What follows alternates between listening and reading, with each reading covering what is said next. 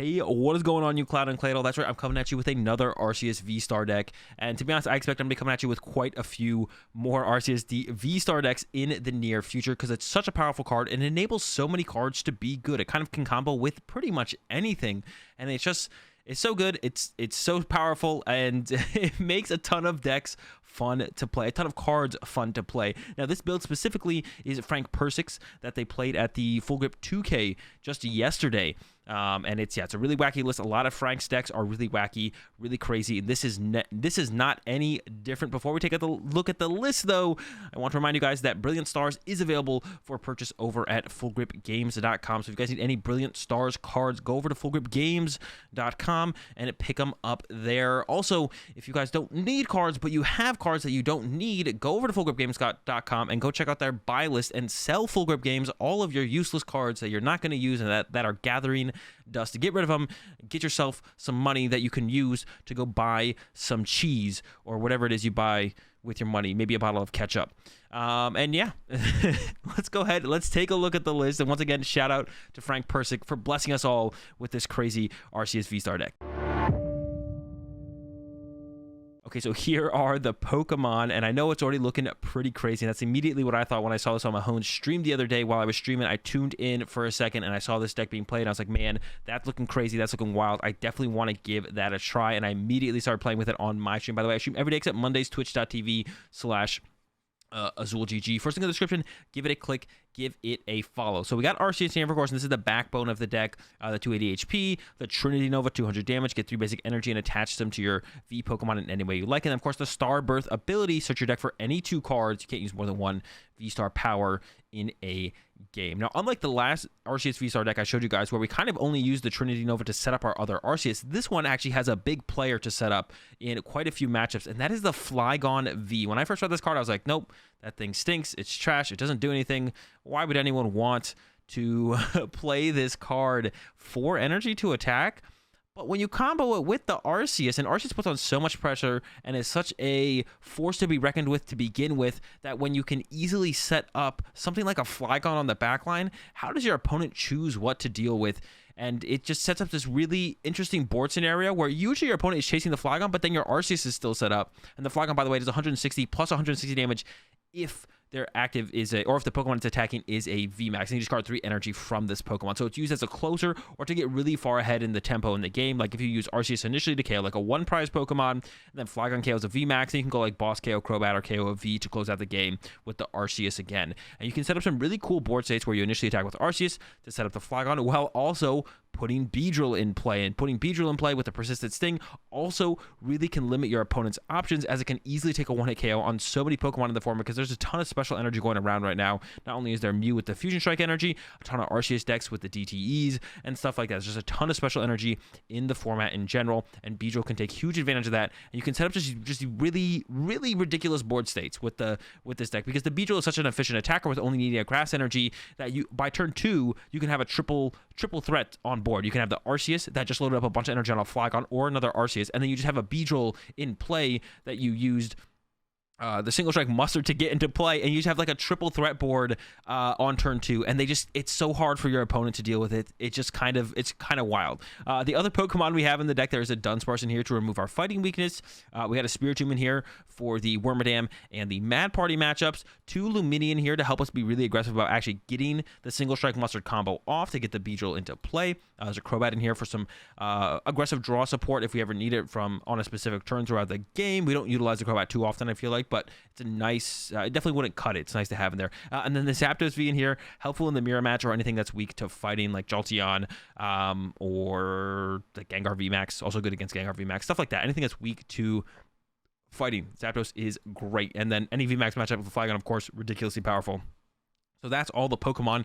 Moving on to the trainer cards, we've got, of course, Single Strike Mustard, 3 of them. And also, one thing to kind of mention here is that the V-Star power, the Star Birth, is really, really nice at setting up a Single Strike Mustard play, because getting any 2 cards out of the deck should pretty much always be able to let you pull off a Mustard in some way. Even if you have a super big clogged hand, you could get double Ultra Ball off of the V-Star Birth, and then discard 4 cards from the hand, and then one of those Ultra Balls could find Luminion, which then gives you the Luminous Sign, which then finds the Mustard, and then gets out the Beedrill in the turn. The rest of the supporters in the deck, there's 1 Raihan, 3 Research, and 2 Boss's Orders. A third Boss's Orders I think would be really nice, or an Eldegoss. I think an Eldegoss would fit really well into this deck with how aggressive you kind of play out your hands because you're trying to pull off Musters and stuff. You really discard your supporters pretty aggressively. I have yet to use the Raihan, so I wouldn't mind maybe cutting the Raihan for the Eldegoss as a thought I've had of a change. But the rest of the deck, 4 Ultra Ball, a couple Choice Belts. Choice Belt really good at comboing with Arceus to take knockouts on V Pokemon in general. A couple Energy Search because we do play a couple different types of energy, and you don't want to play like too many energy because then it gets harder to pull off the single strike Mustard, but you want a decent amount of outs to the energy, especially for that turn 1 energy attachment to the Arceus. So 13 turn 1 outs to energy is great, and of course when you play the Cryptomatics, it's also nice to have other item cards in the deck as well to use the Cryptomatics. So there are Cryptomatics in here, and those are very nice to help set up single strike Mustard plays. They don't really help thin out the hand too much because all of our item cards we can kind of play if we just have them in the hand, but it does help us sometimes find key cards like the Ultra Ball or the Mustard or whatever it might be to make sure we get off the combo for the turn. 1 Raihan, some Training Court. Training Court, of course, combos super well with Mustard because if we can get a Grass Energy in the discard pile, put the Training Court in play before we use the Mustard, then use the Mustard, then we can recover the Grass Energy through the Training Court to put on our Beedrill, and then use the Beedrill for the turn. 4 Air Balloons, making sure we're mobile and getting what we need in the active into the active consistently to make sure we're executing our game plans. Couple Ordinary Rod as well. Once again, super aggressive with discarding stuff. The Ordinary Rod helps us recover that and reuse it. And that's why I think with the double Ordinary Rod, that would also combo really well with Eldegoss because you could like even discard your Eldegoss, discard maybe both your boss's orders, then Ordinary Rod the Eldegoss back into the deck, and the Eldegoss refines your boss, and would combo pretty well like that. Of course, 4 Quick Ball. Couple Research, no hand disruption at all, no Marty or anything. Definitely playing to get ahead on the tempo of the prize exchange really aggressively with this deck and just stay ahead. And as far as the energy goes, we got 3 DTE, 5 fighting energy because you need a lot of fighting energy for this thing, the Flygon. It takes 4 energy to attack, and 2 of them do have to be fighting energy. And then 3 grass energy. Of course, you attack with the bee and the Flygon. And actually, 3 DTE is felt pretty good. At first, initially when I tried to build it, just from what I had seen on the stream, I had 4 GTE in here, but then once Frank finally leaked their list after the tournament had ended, I was like, oh, there's only 3 GTE. Let's give that a shot, and it did feel fine. The 3 GTE did feel fine overall. So yeah, it didn't feel bad to not be playing 4 GTE, so that felt fine overall. Especially when you have the Starbirth ability, less chance of drawing into it, but you can always just search it out in turn 2 with the Starbirth ability. But overall, the deck is crazy. It's wild. It works. And that's one of the biggest things. When you look at some decks like these, sometimes you're like, that's a lot of junk. But Arceus makes everything flow so well. It's crazy what you can combo with this card and make work. And I think that's enough talking about the list. So if you guys enjoyed the video, give it a like. And if you're enjoying the content, as always, be sure to subscribe and hit the bell. And let's go ahead. Let's get into it. And I'll show you what this crazy Arceus deck can do. Got the coin flip win, so we will be going first. I think we're up against Mew VMAX here, just based on my opponent's deck box and sleeves that I saw going into this one. I think it would be a pretty good guess. Our opening hand is pretty solid, though. We don't have an energy yet, so that's going to be what we're hunting down here, probably through a Crobat draw. Of course, we'll wait and see what my opponent is actually playing. And then I don't really want to leave my Arceus in my active, actually. We don't want to leave Arceus in the active. We want something like... probably like the Crobat, to be honest. And like anything that's not the Arceus, to be honest. As long as we get the energy attachment for it. Ooh, second Mustard. Not great. Gonna go ahead and Quick Ball away one of those Mustards. Ooh, that could be rough, actually. Especially if our third Mustard is prize. I'm gonna go ahead and peek that real fast. Looks like it's not. Go ahead and grab that Crobat. Air Balloon active, like I said, then hopefully an energy off of this Crobat, or we could be in some big trouble. Yes. No energy, but we did find the Arceus, so next turn we could pull off a Mustard play. Wow, what an interesting hand. So the only other thing we could play around here, and I think I will go ahead and play around it, is Escape Rope. So we could even set up a 1 prizer here. Just like this Dunsparce. Yeah, go get him, Dunsparce. You got it, buddy. Send up the Sparse for the turn. And yeah, it's rough. It is a little bit rough. But we're definitely not out of this game by any means. Definitely can still come back in this one. But we are definitely behind. Back-to-back B is what we might have to shoot for here. We do have the third Mustard in the deck. I didn't check on the B, but theoretically our B will get knocked out anytime we attack with it, because our opponent definitely does not want to leave a B around for multiple turns. So theoretically, if they attack and knock out our B, then we could Ordinary Rod it back and Mustard again on the following turn. And both Luminion were in the deck as well, so Luminion to find the Mustard is a pretty good setup play.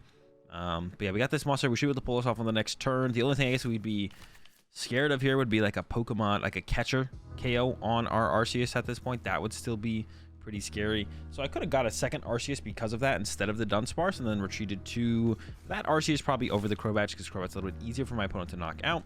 The problem with that play though becomes then my opponent can kind of the problem with that play becomes, ooh, they should have a VMAX there. The problem with that play becomes then my opponent can kind of just get a two-price knockout, or like lets my opponent more easily get two-price knockout. And my opponent needs a lot to get, like, you know, triple fusion strike energy, catcher heads. Like it is a lot that my opponent needs, and it looks like with that energy on the active, they could still pull off a knockout through fusion strike energy on the active, but I would be fine with that. But this means they cannot attack with a Meloetta, because if they committed the energy to the active for the turn, no Meloetta attack is going to happen, which I am personally a big fan of. I'm a big fan of Meloetta not attacking here.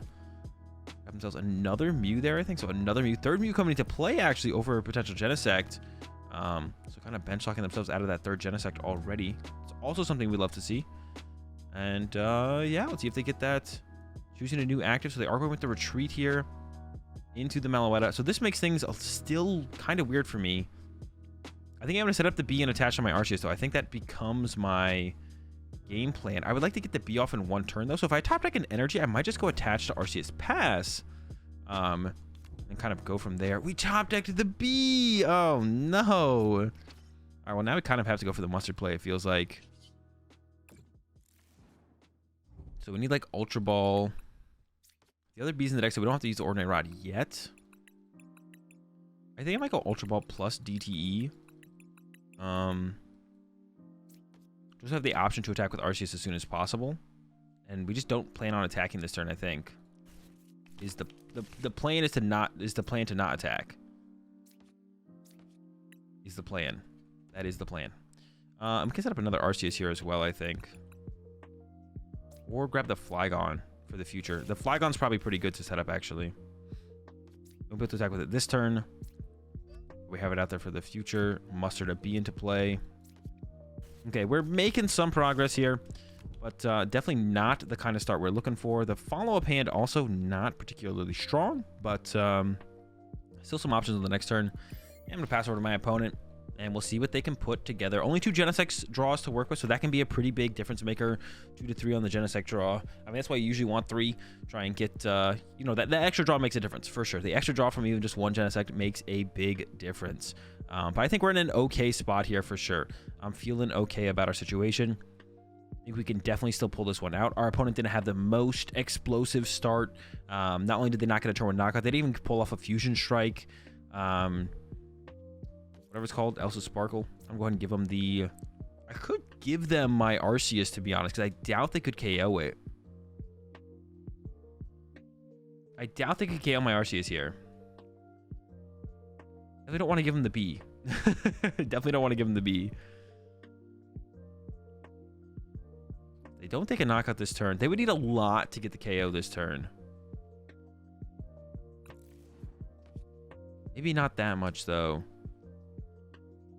Oh, man, I am torn here on what to send up. Go with the Crobat. I could have sent up the B, but I don't have, like, a follow-up great attacker behind the B, so that's why I didn't want to really send up the B here, because I feel like my follow-up's a little bit weak. So, yeah, that's why I didn't want to send up the B. And I'm sure they're looking at focusing down my B here, to be honest. I'm sure the B is their target, or I would guess, anyways. I would guess the B is probably their focus, because otherwise I just get to kind of... Oh, but there's an Elsa Sparkle, so that means they're not going to get this B knockout. That's actually pretty big for us. Just got to find that grass energy, and then the B's in business. I guess they could go back to the Meloetta still this turn. Yeah, they could retreat to Meloetta and attack with Meloetta to knock on my Crobat. And then from there, I go to knock out the Meloetta, and it looks like that's what they're lining up here. They did attach a basic Psychic, though, so they do need, like, double Tablet. They actually could have played the Switch and Quick Balled away the Psychic energy, and then if they needed it, they could have Training Corded it back to hold out for, like, potentially a third Fusion Strike energy. So like a little bit of a miss sequence there from my opponent. But they can definitely go into the Meloetta here. They do need double modifiers. They will need double modifiers here. But if you go to the Meloetta, we can follow up with Arceus to load up our Flygon, and then the Bee and the Flygon will both be online, ready to cook. As long as we find an energy. I guess is the only thing that could go bad here is we could not find an energy, but pretty confident we'll be able to find an energy. Not too worried about that. And if they attack with the Mew VMAX, that's where the Bee comes online. As long as we can find a grass energy, the Bee's cooking then. And once again, still feeling like we're in a pretty good spot overall. They got one more Genesect to draw. They haven't played any damage modifiers yet. There is one. But yeah, they've already attached return, like I said. So Fusion Strike energy won't bail them out here. Question is, do they find a tablet to attack with the Meloetta or not? Choosing a new active, that makes me think they probably got the tablet here if they're sending the Meloetta in, because otherwise they're only hitting for 170. There's the tablet. Okay, so first 2 prize cards to my opponent. But I'm still feeling like we're in an okay spot. Like I said, we got the Arceus KO on this Meloetta next turn, and then we can kind of go into the Bees from there. I have to make sure I don't put down another 2 prize Pokemon. And, you know, kind of hope that they don't want to KO my Arceus. That is like another thing that they could do that I kind of have no control over. No control of. Let's Cramomatic now. I'm going to Cramomatic away. This Air Balloon. Just want an energy here. No energy. That's fine. Ordinary Rod. I'm going to get both of them here because you never know when you're going to need the Crobat for the late game. Dig or set up another Bee is also pretty good, so grab out those. And then research. Let's go ahead and find ourselves an energy. There we go. Got plenty of energy here. I want to go with the fighting or the grass. I guess it really would depend on what is I guess I have the Bee, so I probably want to go with the fighting here. We got the Bee, so we want to go with the fighting here. Journey Nova for the KO. Get our first prize card. We also get to load up our Flygon here. Flygon ready to go now. And the Flygon does one-hit KO the Mew VMAXs. When I first thought about it, I was like, wait, but it's fighting type. I don't know why I thought Flygon was fighting type, but I was like, wait, Flygon's fighting type. It can't actually KO a Mew VMAX, but it's actually Dragon type, and it can. It's 320 damage, 160 plus 160 if it is a VMAX, and you discard 3 energy. So we can't attack with this thing like twice in a row, and we rarely, if ever, set up multiple Flygons in a game. It really is kind of a closer, or just kind of a way to kind of get us ahead in the prize exchange. You know, if we go like KO something small like the Meloetta, and then we go Flygon KO a VMAX, that's 4 prize cards. And then if we have, instead of an Air Balloon like a Choice Belt here, we can go like Boss KO Genesect, and that's game. Or Boss KO maybe this Mew V. Because I think actually our opponent did discard a Mew V earlier. Mew VMAX is down, yeah. So that can be kind of our route to victory. At this point, though, we're a little bit scared. Our opponent can potentially pull off Knockout 2-Prizer, Knockout 2-Prizer. So we're hoping that doesn't happen. They do need quite a bit to make that happen. They're already setting up their active to make it happen. No, but there's the chase on the Flygon, I assume. That leaves our Bee open, though. Now the Bee is ready to go. And like I said, we could just boss KO this Mew to knock that out as our last prize card. They probably don't play 4 Mew VMAX, so next turn, they have to have boss KO on our Arceus. And they didn't draw any cards with Genesect there. That's also another... that's also really big. No cards were drawn with the Genesect. We'll be able to go into the Bee here to draw 3. And like I said, they discarded Mew VMAX earlier. So boss KO on this Mew V should be pretty free to close it out in the end. Let's see. There's an energy search. Going to go ahead and throw the grass on the active. We have this Raihan in hand. And I don't see when we'd ever use it besides right now. So I think we should go ahead and Raihan to our Dunsparce. What if they play a Fan of Waves? Should I just protect myself against Fan of Waves? Sure, why not? I don't even know what card is worth getting here. I don't think grabbing anything here changes anything. I could just go with something that would potentially disrupt my opponent, but I don't think that exists. We could play around... We haven't ordered... We could play around Echoing Horn, to be honest. I've seen that. Not super common, but I have seen it. So we can play around Echoing Horn here, I guess.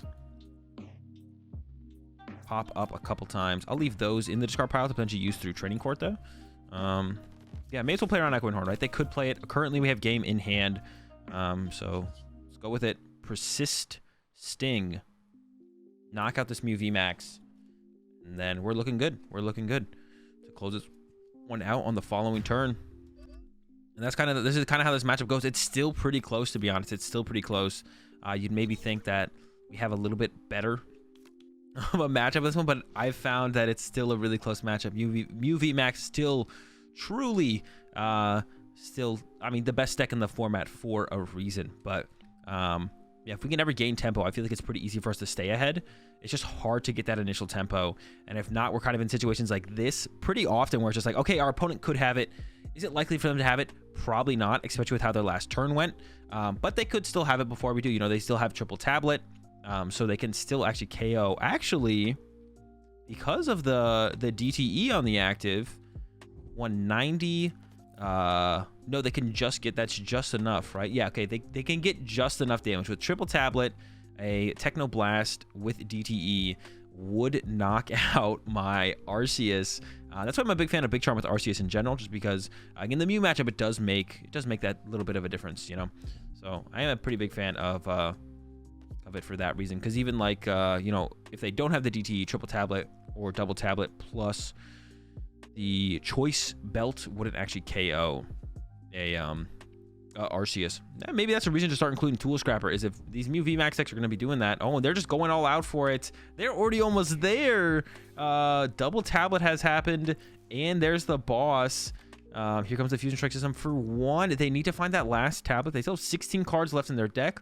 And their draw was pretty clunky on the last turn. The last turn, they didn't draw anything with Genesect. And they just drew one with this first Genesect. So maybe we've weathered the storm here. That is Mew VMAX. And there's the Conceit. So it looks like we did. I'm very curious. What were those last three cards in their hand? Maybe more boss. Maybe they had like 4 boss in the hand or something. Or 3 boss. And an extra energy. Barely scraped by in that one, though. Super close. Like I said, this matchup still very, very close. All right. One more. Here we go. Looks like we have won the coin flip. And yeah, go first. Turn 2 Arceus. Sounds good to me. Of course, we got to get there. But that is what we're going to be shooting for. That turn 2 Arceus.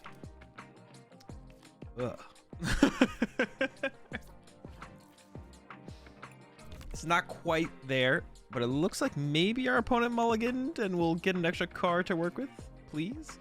But the hand also isn't too far off from a turn 2 Arceus, so good. Not that bad. It's not that bad, to be honest.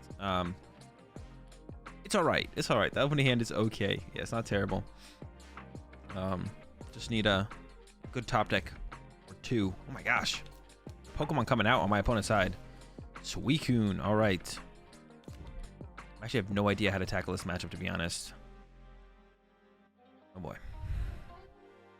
So I think that we just need to go ahead and hope for a top deck here. But this matchup, to be honest, if I had to guess, is probably not good. We can play with a pretty low bench. The fact that I guess we do 1-hit KO Suicune. I would say the fact that we don't 1-hit KO Suicune should be pretty tough. But we do actually 1-hit KO Suicune. Because, yeah, with the choice belt, we'll be doing that 210. It's just if they play the Capes of Toughness, I guess. But, I mean, I know I have been favoring those choice belts personally over the Capes of Toughness. We'll see if my opponent feels the same way. Kind of hoping they are here, because Cape of Toughness sounds pretty difficult to deal with. Of course, we're only worth 2 prize cards. So when our opponent does reach for those 1-hit KOs, oh, what a top deck in the Arceus, man. Insane. And the B could be good in this matchup as well. The B could be good in this matchup as well. Okay, here we go. We're going to go ahead and Starbirth. I'm going to go ahead and give myself a research and an air balloon here, I think. Make sure we get off an attack this turn. Yeah, the Bees could be good in this matchup as well, because they do play those capture energy. And that's special energy. I don't know if you guys knew that. That is a special energy. Oof. Oof, oof, oof, oof. And the hand is looking a little bit awkward. Definitely need to play one of these. But what do we get rid of? Maybe a Raihan and an Ordinary Rod. Okay, I think I'm comfortable with that. And then I think we just want to set up another Arceus. I don't think the Flygon's going to be very good. I don't think the Zapdos is going to be very good. Like I said, the Bees could be good, but it looks like we prized. Oh, no. Looks like we prized both our Bees. Oh, boy. All right. Bees down. Trinity Nova coming in, though. This first KO on the slow tab. We go for a boss KO on the next turn, maybe actually as well.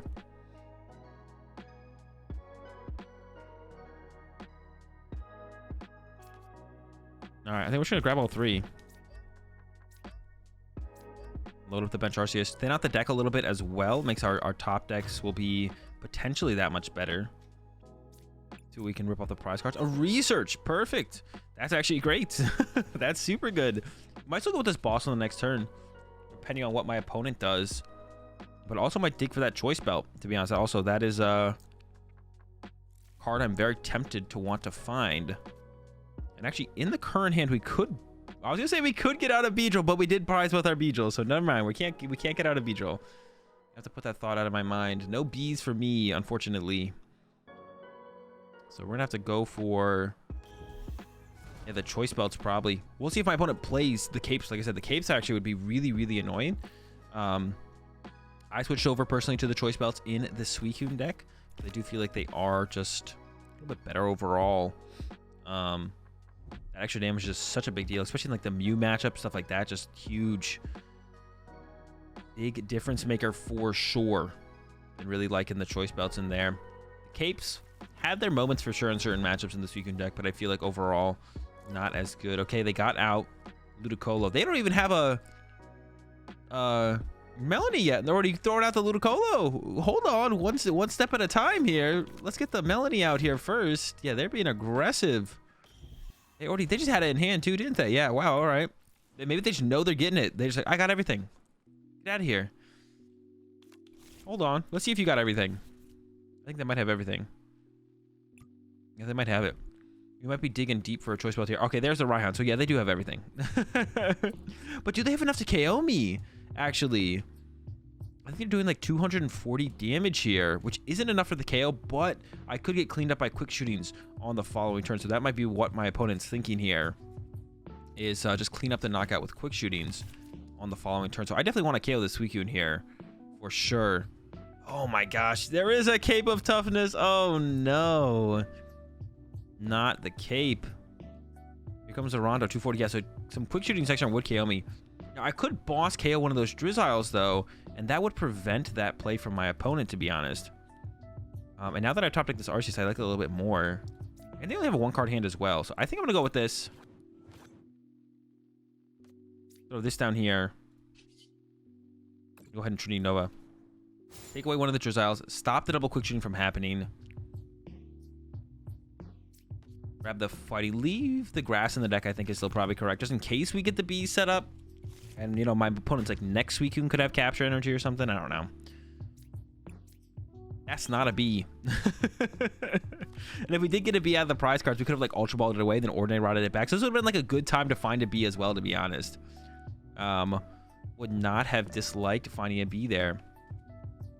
I don't think we're in a terrible spot. Yeah, a lot of the utility from the Suicune deck does come from their Inteleon line. So taking out that Drizzile there, you know, they don't get access to the Shady Dealings Inteleon or the Quick Shooting Inteleon. Like I mentioned, they can't double Quick Shooting KO my active now, so it does force an attack out of them, which is better for us overall. So we're in an okay spot still. I would definitely rather be in my opponent's shoes. If I had to pick someone who I think is going to win this game, I would put my money on my opponent currently. I still think they're at the advantage. Like this weekend is just going to be so hard for us to deal with this cape. We see they are committing though. To pinging the benched Arceus, which is a good sign for us. That means they are going to take this knockout on the active through attacking, which is what we wanted to see. We want to see them attack our active like that. Perfect. But yeah, we have no good answer for Suicune with the cape, to be honest. So still going to be in a tough spot, but still winnable. So we're going to keep cruising. And they got no Inteleon line in play. It's also another good sign, like I was mentioning. They got no Inteleon line. But they heavily rely on. Dunsparce ever doing it? I don't think so. We do want to look for that choice, but we could do some cheesy play with Spiritomb, perhaps, to get the cleanup KO, to try and utilize a one prizer at some point with the Ghastly Cry. So I think we still want to. They don't have that many Pokemon in their discard pile. They only have 3. But we could make something happen, I think, at some point. While they have like a slower setup, I'm gonna go with the one that's already damaged, I think. So I'd like the Choice Belt. You can find it. Possible through the Cramomatic. See what we can do. Heads. Okay, so we get the Choice Belt. So we could maybe do something weird. Oh, no. Whoa. No. It does look like my second boss is prized. I was gonna like boss around it. Or I use them. No, it is prized. I still want to choice belt just choice belt this one then. It almost makes me feel like I don't want to choice belt it anymore. And that kind of makes this Cramomatic a waste, to be honest. Because I think we just have to settle for a 2-hit KO now. Instead, yeah. I'm just going to settle for the 2-hit KO overall.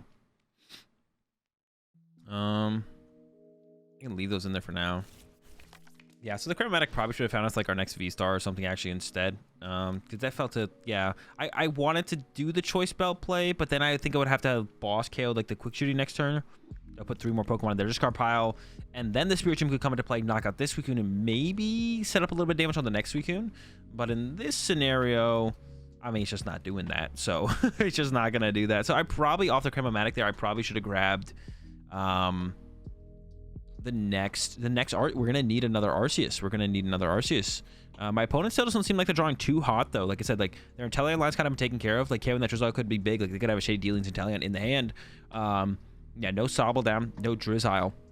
No Sobble means no Drizzile. No Drizzile means no Inteleon. And it's got my opponent scared apparently with their current board state. They're running away to the Lotad, whether that be for a call for family or just a pass. It's gonna be good for us. That's great for us. I think they maybe should have ran to the Ludicolo, though. Losing the Lotad means they can't get out of Candy Ludicolo next turn, which can completely change how I play out this turn, to be honest. I don't know if it will. That is a Zacian. That's a Zacian right there. Okay. Did not expect that. That's a Zacian right there. They're resetting up the Suicune now. So they had the Melanie. Oh, so they just retreated to get access to the energy again. So they could actually still very much attack with Suicune this turn. If they get a combination of like Scoop Up Net, plus another energy to attack with. So that's definitely a Zacian right there. Very much unexpected, but very much Zacian. 2 Ultra Ball left. Oh no, I'm out of Ordinary Rod. So actually, to be honest, I can't Beedrill anymore. I just literally can't Beedrill anymore because of that. So the Choice Belt might end up being better on our next Arceus, to be honest, because with the DTE, I can't knock out the Zacian, but the Choice Belt on the new one could actually get the knockout on the Zacian. So that could be our key to win the game here. They pick up their... Okay, so they got the reset on this the Ludicolo, so it didn't end up being too bad for them anyways, to be honest. And here comes the Intrepid Sword. Yeah, I really should have grabbed next Arceus there, to be honest. Okay, Grass Energy top deck. So this should go here. Should go here. All the way this.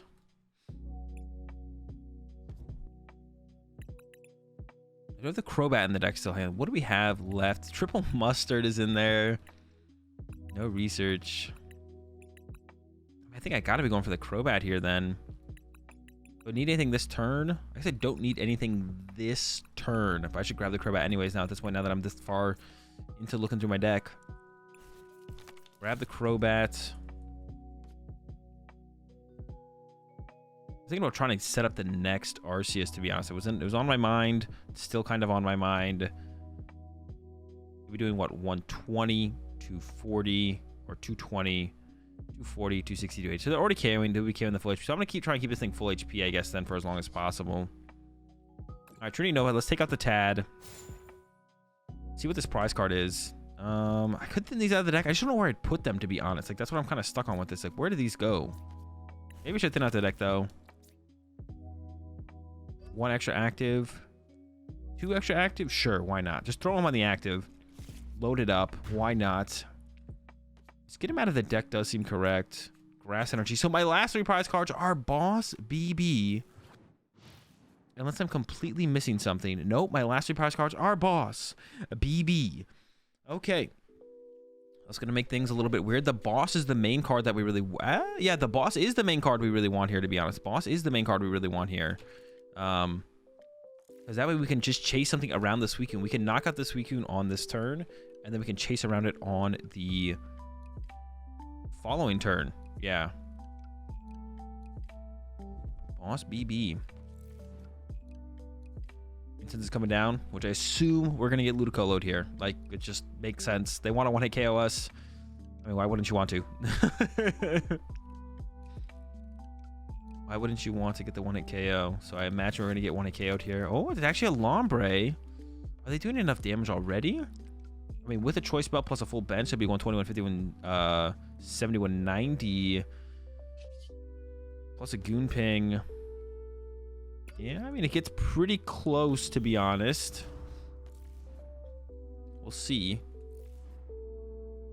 Maybe they just have all their other evolutions in the hand. There's the rare candy grab I was expecting. It looks like we are going to get KO'd here by the Ludicolo.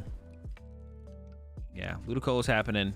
Nothing we can do about it. Enthusiastic Dance going down. Yeah, so we're getting KO'd here for sure. There's the energy. Haven't even seen a capture energy from my opponent. What if they even play? Maybe there's straight waters. Just all waters. It's possible, I guess, right? There's no reason it isn't possible. They could be playing just basic waters. If they don't reset the Ludicolo, I don't have to make this a V-Star, I don't think.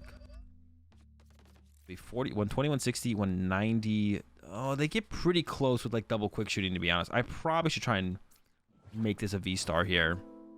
I have a decent amount of outs in the deck. Maybe I'll just top deck it. No, it's a Training Quartz. I don't really mind giving it to them. I don't love giving it to them, but I don't think it's the biggest of deals.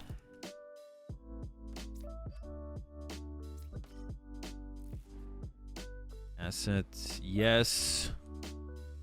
We did whiff, so I think we should have to retreat, knockout, and whew. Hope, yeah, retreat, knockout, hope. Here we go. No V-Star. Just Power Edge for 160. Yeah, I should have been a little bit more aggressive with taking my energy out of the deck. I don't know what I was saving it for. I always like the idea of trying to keep my energy around for as long as possible, but I think in this situation, I played it a little bit too slow with that. Could have made my top decks a little bit better. Should have just been attaching energy in general, just somewhere in play. I would like to think that it's possible my opponent whiffs here, but to be honest, once again, if I had to make a prediction, let's see, they could fill up their bench. They got 120. 140, 160, 180, 200. So if they get the double quick shooting, I think that would do it. As long as they can fill their bench, to be honest. They are down a couple bench Pokemon. 21, 40, 60. Yeah, so they can get here. And if they have a Choice Belt, make, oh, but that is a capture energy on the active, though. Okay. There's the Suicune, but that was a capture on the active to acquire the Suicune. They have a cape for it, but okay, maybe we can walk away with the dub here. It's looking way more possible. They're not attacking with Suicune this turn. My opponent can just not win this turn. I've had this happen in Suicune myself before. I don't know if they're out of... They haven't used a single quick ball, but maybe they just have no way to get to their quick balls here. I've had situations where I've like ran out of quick ball. I don't think I've ever played zero and then struggled to find my Suicune, though. I'm not gonna lie. What is in their hand that they're not able to set up the Suicune this turn? They are going to run away to the Suicune. Makes sense. Here comes the Fleet-Footed. Yeah, guaranteed we're not getting attacked this turn. Unless they have something crazy like Melanie, Moltres V, get a Dark in the discard pile, Dire Flame Wings, E-switch it off. We should be safe. We have the boss, and now that they've committed the Lotad down, we have game set up on board. Beforehand, actually, if they had evolved this Drizzile to an Inteleon, we could not win. But now that they've actually benched this Lotad, that gives it to us. I think my opponent probably could have tried to do that and play with a smaller bench. Play play with a smaller bench. Yeah, they could have tried to play with a smaller bench to give them another out there, because once they start building up the quick shootings, or just because now there's just one energy on the Suicune, they'll have the option of boss next turn, because they won't need to Melody for turn, because they've already set up one energy here on the Suicune. There's Path to the Peak. I don't think that's going to do anything, though. Made me think for a second, but no, we have everything we still need in the hand, so I think we're still all good here. Yeah, there's the pass. All right, we're walking away with this one in the end.